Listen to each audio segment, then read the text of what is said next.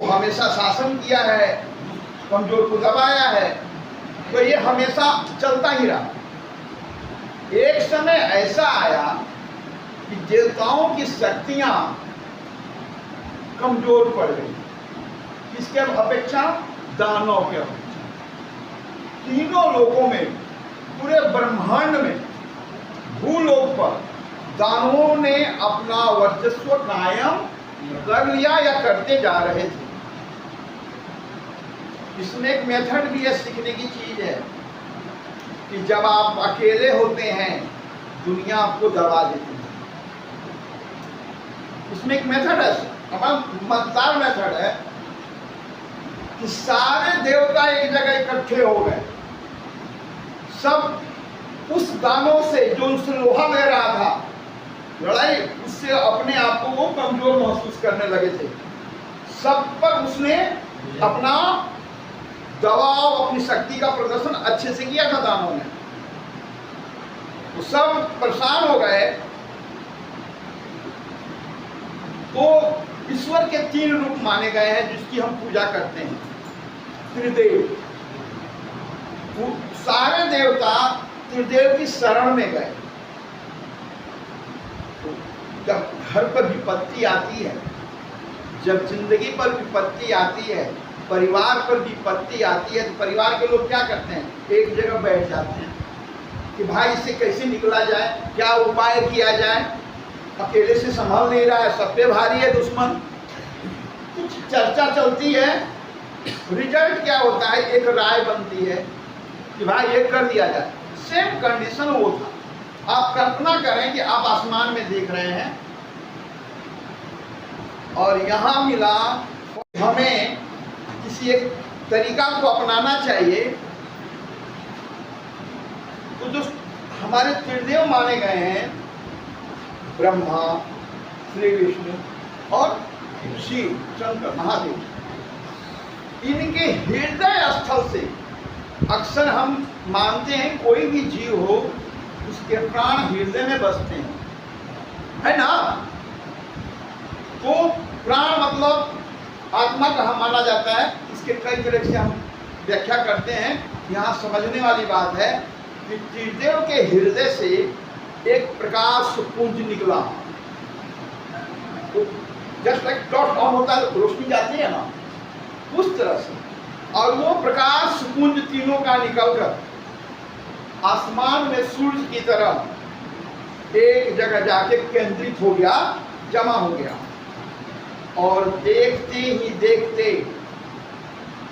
हमारे कोटि कोटि जितने भी देवी और देवता थे,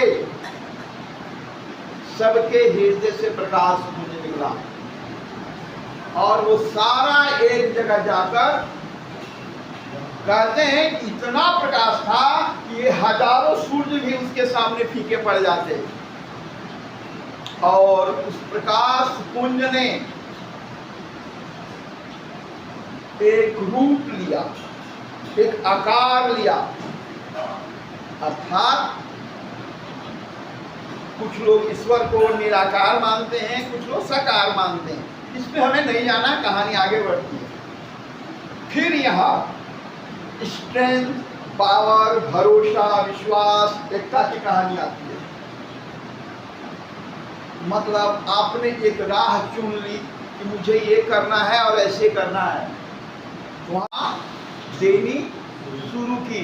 जैसे त्रिदेव ने किया, किसी ने नेत्र दिए, शरीर के हर अंग को एक आकार मिला। माता हमारे सामने प्रकट हो गई, रूप में आ गई। लेकिन आप देखते हैं ना,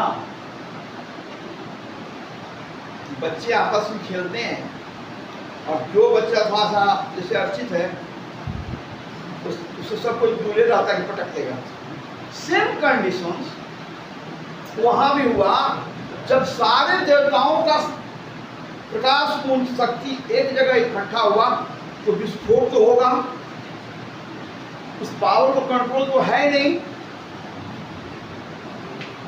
और बड़ा मजेदार प्रसंग है, लेकिन इससे आप प्रेरित नहीं होंगे। ठीक है। तो इतनी वो ठास करने लगी, इतना उनको कंट्रोल नहीं था माता पे। बात समझ में आ रही है? इतनी उनके अंदर ऊर्जा भर गई, इतना स्ट्रेंथ हो गया कि ब्रह्मांड कांपने लगा उनकी गर्दन से, उनके बोलने से, चिल्लाने से, हंसने से। कहते हैं अब किसने किया? किसी देवता ने ही किया होगा, किसी जिसका सामर्थ्य रहा हो, उन्हें कुछ पीने के लिए दिया गया, जिसका एक पूरा रूप आप भी लिए हैं यहाँ आने के लिए, ठीक है, जिसको हम बहुत सभ्य तरीके से सोमरस कहते हैं। मेथड वही था, मतलब सेना को, शक्ति को कंट्रोल करने का वो एक अच्छा माध्यम बना। मुझे उस पर नहीं जाना है। प्रकाश अर्थात ऊर्जा, ऊर्जा मतलब पावर, स्ट्रेंथ, शक्ति, जो भी आप कहें। सृजन की ऊर्जा, सृजन मतलब क्या होता है? उत्पत्ति। इसीलिए इस पूरी प्रकृति को ही हम मां के रूप में देखते हैं। आप कल्पना करें कि माता की जो ऊर्जा मिली, जो प्रकाश पुंज मिला, वो कहां से मिला? हमारे यहाँ नदी है, पहाड़ है, धरती है, कई नामों के कई जीव हैं, कई तरह के अन्न है, फल हैं, जीने के लिए जल है, वायु है, कहने मतलब प्रकृति के हर चीज से। और बड़े मजे की बात हम कहते हैं कि हमने जल के भी देवता के नाम रखे हैं, वायु के भी मान कर रखा है।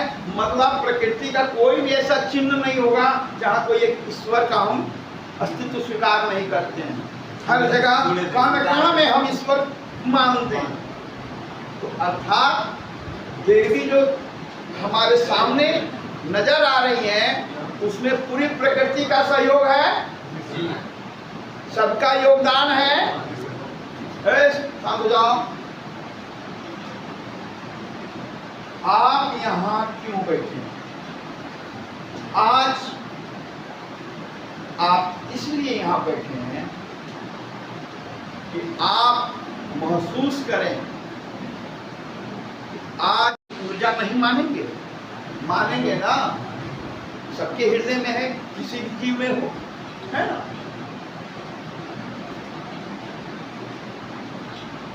क्या माता के अंदर जो ऊर्जा प्रवाहित हो रहा है, उस ऊर्जा में और हमारे हृदय में जो ऊर्जा छिपी हुई है, जिसे हम महसूस करते हैं, क्या दोनों में समानता है कि नहीं है?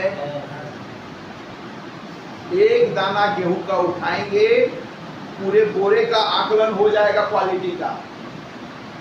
उसी प्रकार से एक जीव के अंदर जो ऊर्जा प्रवाहित हो रही है, उसी का विशाल रूप ही तो माता है।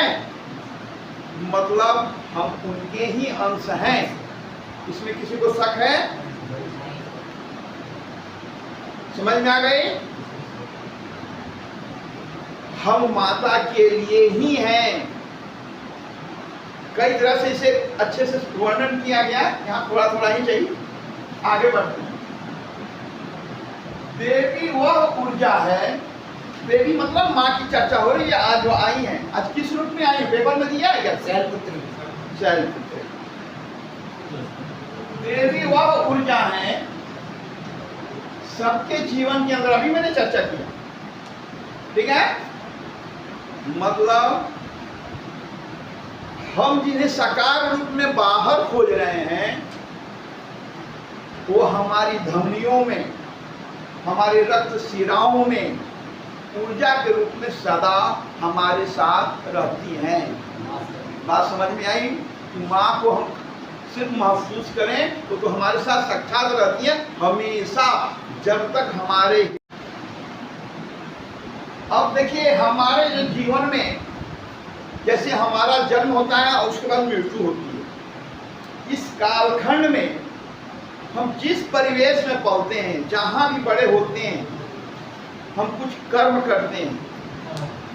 उस कर्म के द्वारा हम माँ को एहसास दिलाते हैं कि माँ हम आपके ही हैं, हम आपसे अलग नहीं है, विलग नहीं। आज कई सारे लोगों ने, इसमें मैं भी इंक्लूड हूँ, उपवास कर रहे हैं, पूजा कर रहे हैं, माँ का नाम ले रहे हैं। उद्देश्य क्या है? सिर्फ इतना, माँ आपकी कृपा बनी रहे, हम आपसे अलग नहीं है, आपकी कृपा के पात्र हैं। मकसद सिर्फ इतना ही है ना, और कोई कुछ नहीं होता है, सिर्फ इतना ही है हमारे। तो इसको हम अपने समाज में कई नाम दिए हुए हैं, अपने पूरे जीवन की जो भी एक्टिविटी रहती है, फिर आप चर्चा करते हैं, ठीक है। पहली है कि माँ हमारी एक्टिविटी में दिखती कैसी है, कहाँ वो प्रकट होती है, कहाँ महसूस करते हैं। तो पहले शक्ति, जब आप अपने तन को, अपने मन को, अपने बाहुबल को निरोग रखते हैं, सशक्त करते हैं,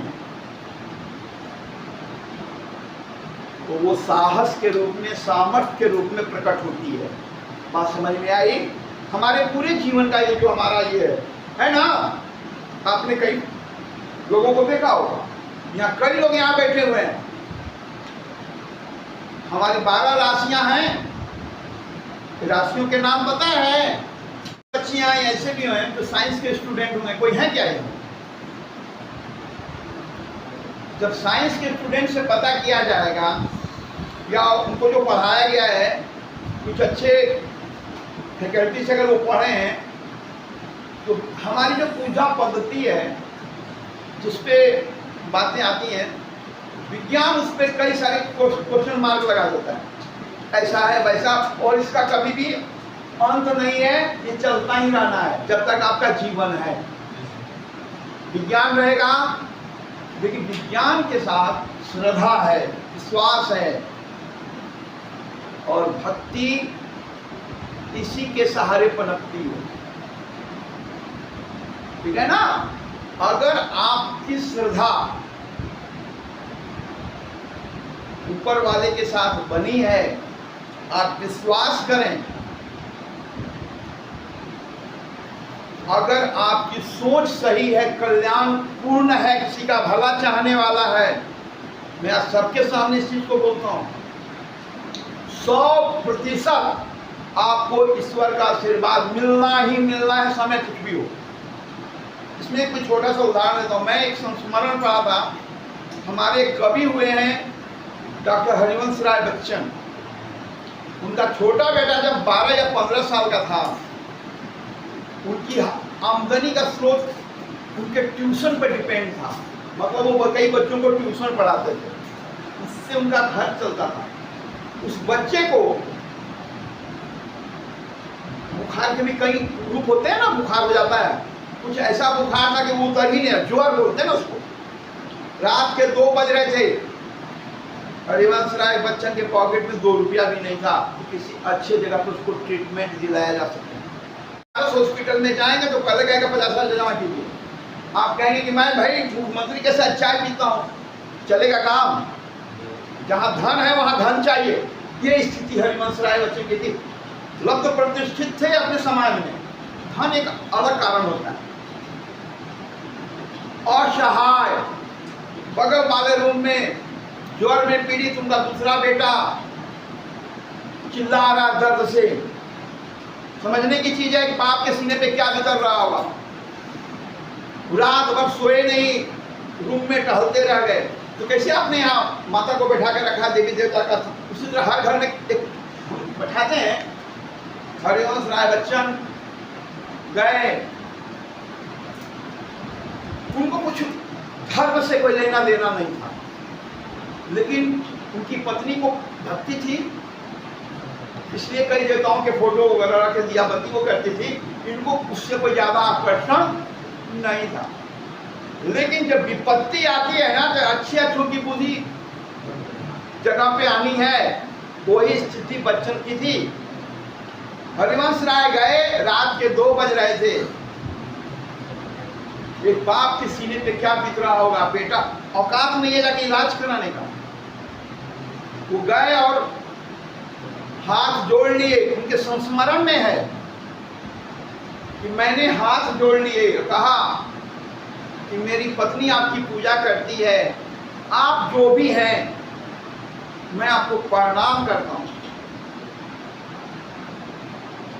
मेरे पास देने के लिए कुछ नहीं है, लेकिन मैं कुछ कहना चाहता हूं आपसे, हे प्रभु अगर आप हैं तो। मैंने उस पर भी उनको शक था कि है कि नहीं है, लेकिन अंतिम उपाय को जो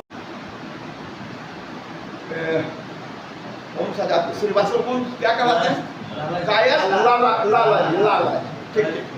मैं कायस जाति से हूँ, लाला लोग। और इन लोगों की सबसे बड़ी अच्छाई क्या मानी जाती है,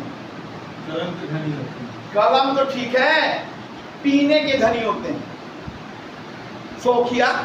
मैंने पीना ही पीना, उनकी शादी कोई भी फंक्शन हो उनको बहाना चाहिए। कायस लोग को एक ऊर्जा का स्रोत माना जाता है किसी ना किसी ओकेजन पे। तो उन्होंने भगवान के सामने अपने हृदय में प्रॉमिस किया कि भगवान अगर आप हैं, मेरी पत्नी आपकी पूजा करती है, अगर संसार में सृष्टि में आप हैं, तो मैं आपसे वचन देता हूं, मैं अपने आप को आपके सामने रखकर, इसका बेटा 15 साल का हो तो उसके बाद की उम्र क्या होगी, 40-50 जवान ही माना जाएगा। और कवि थे तो हर पार्टी में कुछ ना कुछ पीने का मिलता ही होगा, पैसा नहीं लगता होगा, ब्रांड बड़े लोगों को बड़े जगह पे बुलाया जाता है ना। और वो आदमी खड़ा होके रात के 2 बजे देवता के सामने प्रॉमिस कर रहा है कि अगर आपकी कृपा बरस जाए मेरे बेटे पे, ठीक है ना, मैं पूरी जिंदगी जब तक जीवित रहूंगा शराब को हाथ नहीं लगाऊंगा। नीचे का लाइन पढ़ने योग्य है। उन्होंने लिखा, मुझे नहीं पता कि ईश्वर ने मेरी बात सुनी कि नहीं सुनी, मैं सही था कि गलत था, मैं ये भी काम करके या 2-4 लड़कियां मिलकर किसी एक लड़के को मार दिया। मैंने इस टाइप का न्यूज आते रहता था कि क्यों होता है, ये नहीं है, लज्जा नहीं है आंखों में उनके। जो घटना के पहले कई बार लोग मिले होंगे ना, जब तक आप मिलेंगे नहीं, एक दूसरे को जानेंगे नहीं, चाहे आप लड़का हो या लड़की हो, जिस बहन बेटी की आंख में लज्जा होगा, हया होगा, उसको तो कोई चौराहे पे झापड़ नहीं मारेगा, चाहे वो किसी को नहीं मारेगी, क्योंकि उसका वो नौबत आने ही नहीं देगी। वैसे संपर्क सूत्र नहीं होंगे, न उठ बैठ होगी, न घूमना, न खाना, न पीना। समझ में आई बात? अगर उस मोमेंट के लिए कोई जिम्मेदार है तो दोनों जिम्मेदार हैं, लड़का हो या लड़की हो। विशेषकर लड़कियों की चर्चा हो रही है, देवी की आज चर्चा है।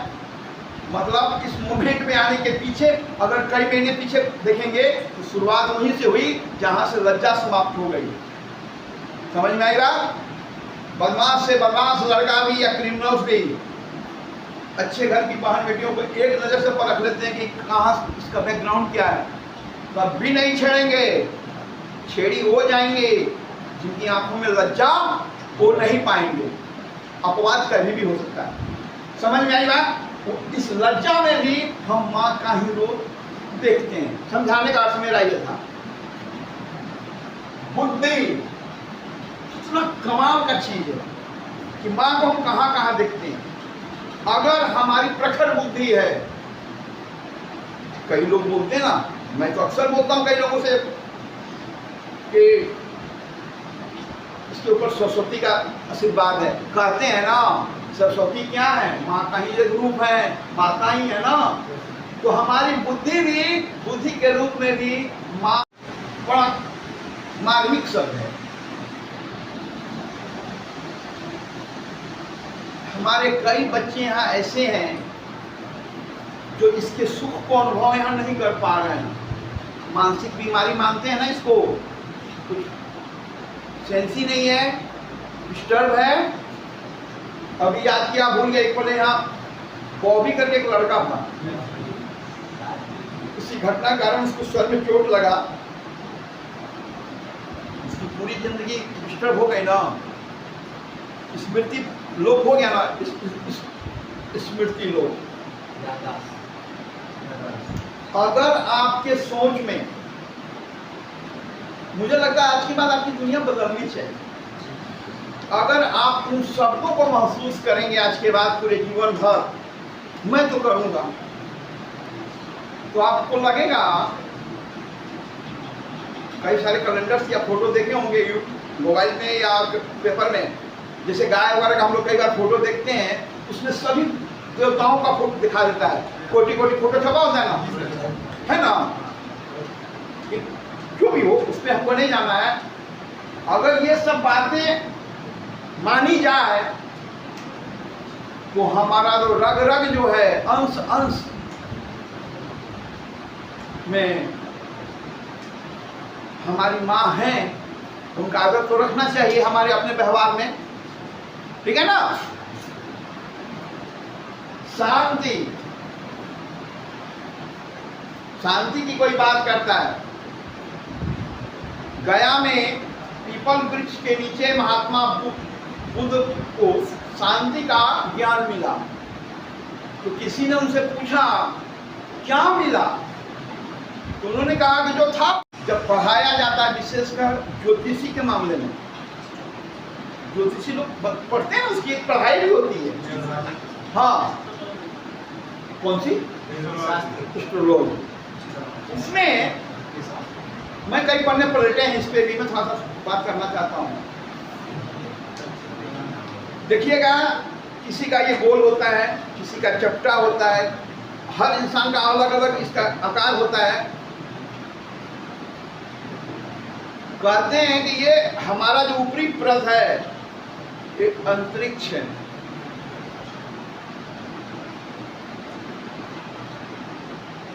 मन जितनी तीव्र गति से किसी जगह पे पहुंचता है, एक क्षणिक कल्पना में, सेकंडों के 100वें हिस्से में, उतना स्पीड से तो कुछ भी नहीं पहुंचता। एक बार आंख बंद करेंगे तो ये जब हमारा पूरा ब्रह्मांड है, इसमें सारे, हम लोग शंकर भगवान का फोटो देखते हैं ना, अभी भी कहीं भगवान होंगे, चंद्र दिखाया जाता है ना, उनके धारण किए हुए हैं। कंप्लीट ब्रह्मांड, जितने ग्रह नक्षत्र हैं, हमारे इस मस्तिष्क में उनका स्थान है। और इसीलिए अगर ज्योतिषी को अगर हम अपना मानते हैं, उस में जो भी हलचल होता है, परिवर्तन होता है, उसका सीधा प्रभाव हमारे जीवन पे पड़ता है। क्या सृष्टि का सृजन है, और ये सभी जीव पे लागू होता है, किसी खास व्यक्ति पे नहीं, सभी पे, ठीक है। हाँ, कहिए, कहीं कुछ कह रहे हैं जी सर, बोल रहे थे कि एस्ट्रोलॉजी में पाया जाता है, ये भी पाया जाता है, सर्व जो होता है मनुष्य का या किसी भी जीव, उससे आपको कैरेक्टर को पता चलता है। फेयर एंड लवली, चेहरे का आभा मंडल, जहांगीर के चेहरे पे बरसता हुआ नूर जो आसमान से गिरता है। क्यों जहांगीर जी, नूर मतलब जिसके हृदय में परवरदिगार आ रहे हैं, अब वो सूफी हो जाएंगे जहांगीर जी, क्यों होंगे कि नहीं? हाँ जी सर, गुड। निद्रा, जिसको किसी भी प्रकार का कुछ अलग से लेने की जरूरत होता है ना, नींद की गोली है या कुछ भी, आप भोजन किए, आप आराम किए, आपको एक अच्छी नींद आ गई, अगर ये आ रही है आपको, इसी दुर्गा सप्तशती में उल्लेख है कि विष्णु जी सोए हुए और उस उनको जगाने के लिए निद्रा की देवी की आराधना किया जाता है। फिर वो उठती है, उसके बाद बहुत सारा कहानी है, उस पर नहीं जाना है। मतलब हमारी जो निद्रा है उसमें भी हमारी माता का अस्तित्व है। अच्छी निद्रा मतलब माँ की कृपा आप पे बरस रही है। क्लियर? भ्रांति, भ्रांति का अर्थ क्या होता है? हाँ, इसको हम नेगेटिव वे में देखते हैं, लेकिन है तो वो भी क्रिया है ना, वो भी तो एक आचरण है ना, भ्रम की स्थिति रहना। कहते हैं कि रावण और उसका भाई कुंभकर्ण दोनों ब्रह्मा जी की तपस्या में लीन हो गए। कुंभकर्ण को इंद्र का सिंहासन चाहिए था, देवताओं का, और उसी के लिए दोनों भाई, तो ब्रह्मा जी ने सरस्वती माता मतलब जो हमारी देवी का एक रूप है, उनको कहा कि कुंभकर्ण के जिह्वा पे चले जाओ, जब हमसे वर मांगे। तो मांगना चाहिए था इंद्रासन, ऐसे कुछ है, निद्रासन मांगा। निद्रासन मांगने की जगह पे निद्रासन मांगा। तो ये जो भ्रांति है बदलने माँ ही कर पाई ना। कहते हैं कि रामायण काल में भी मंथरा की जीवा तो सरस्वती रही ना, कि कई को उसने मोटिवेट किया ना कि राम को किक करो, क्योंकि गानों का कहानी अलग अलग है, उसमें नहीं जाना है। मुझे ये जानना है कि हमारा कोई भी क्रिया, चाहे हमारे जगने का हो, सोने का हो, खाने का हो, सुख का हो, शक्ति का हो, भक्ति का हो, हर जगह हम माता को पाते हैं, उनकी शक्ति को महसूस करते हैं। आज का क्लास का यही मोटिव था आपको समझाने का। और माता के रूप में, माँ मतलब हमारी माँ, उसमें भी हम ईश्वर से बड़ा रूप माना गया है हमारी माँ को, माँ का रूप। समझ में आई बात? चलिए आगे पढ़ते हैं। भक्ति करना है पूरे 9 दिन। इस समझाने का मतलब ये नहीं कि माता हम रही मेरा 6 महीना मेरा ना, माता जल्दी निकाल दीजिए 15 दिन महीने। आपकी भक्ति ये नहीं है। सारे बुरे विचार दूर कर दो, ठीक है? समझ में आई बात? भक्ति करना है पूरी जीवन। आप अपने मन की कमजोरियों पे जीतने की कोशिश करें। अगर आप सक्सेस हो जाते हैं, आपकी भक्ति सफल है, ठीक है? आपके अंदर में जो भी बुराइयां, उससे लड़ना किसका काम है? आपका। इसके लिए माता से आप आशीर्वाद मांगे कि मेरी सारी बुराइयां अच्छे आचरण में बदल जाए पूरी जीवन भर, ठीक है? कामना और वासना से दूर रहो। जब भी आप इस 9 दिन में, बैठा जी, जब भी आप वहाँ स्थान पे जाएं, आप किसी भी प्रकार का कामना ना करें। आप कहें कि मेरी जितनी भी आयु है, मैं आपकी भक्ति में लीन रहूं। माता जिंदगी भर आपको, आपके पूरे परिवार को सुरक्षा देगी, कल्याण बरसाएंगी। चलिए माता के लिए एक जोरदार जयकारा लगाइए। जय माता दी।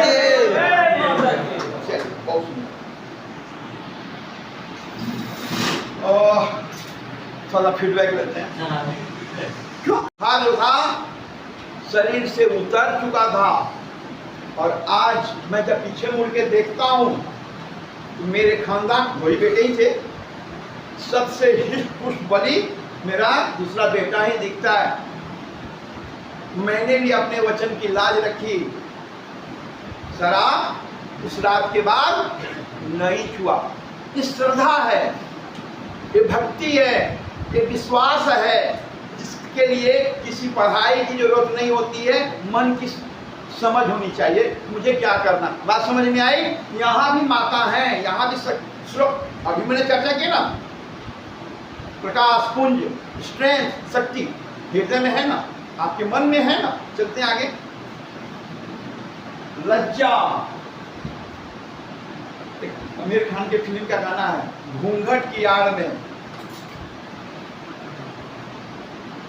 इसी का नाम लेता हूं हंसने के लिए। घूंघट की आड़ में अर्चित का चेहरा दिखता है।